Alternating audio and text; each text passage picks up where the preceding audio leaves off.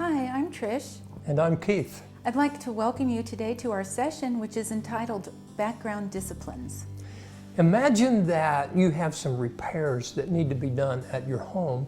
So you call a handyman and he comes up and he's got his tool belt on and he's got a screwdriver stuck in it. And that's the only tool you see. He comes up and you say, "Hi," and he says, "Hey, I'm One Tool Tom." And you say, "Well, you know, you're going to need more than a screwdriver, One Tool Tom. You're going to need a paintbrush and you're going to probably need a hammer and maybe a saw." Or he says, "Oh, it won't be any problem. I'll fix everything with my tool driver, my screwdriver. It does everything."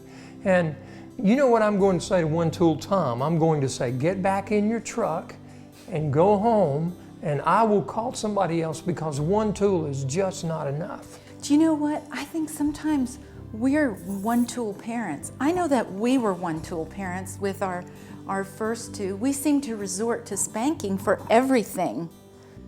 So Wasn't the best thing. wasn't the best thing. Well, what are background disciplines? Well, we want to look at different ways that we can bring disciplines into the home and for our kids. Background disciplines are basically management disciplines. And here's the thought: the more you manage, the better you manage, the less you have to punish. And so getting that idea and working with that understanding really helps you. So we're going to talk about some background disciplines today. But what we want to keep in mind with all disciplines that we talk about, it comes out of Hebrews 12. Hebrews 12, the scripture says that God disciplines us for our good. So any kind of discipline that we bring to the children needs to be for their benefit, for their good. It also says that He disciplines us so that we may share His holiness. And that means that we will be set apart, we'll stand out as maybe because we know right and wrong. We'll raise our kids so they will stand out from the crowd.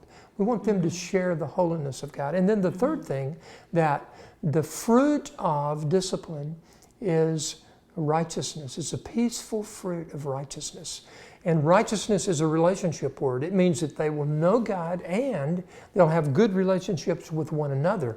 And we'll talk more about that in a later session, but we really believe that these are fruits that there would be being set apart, that it would be for their benefit and that they would have good relationships and know how to walk out good relationships.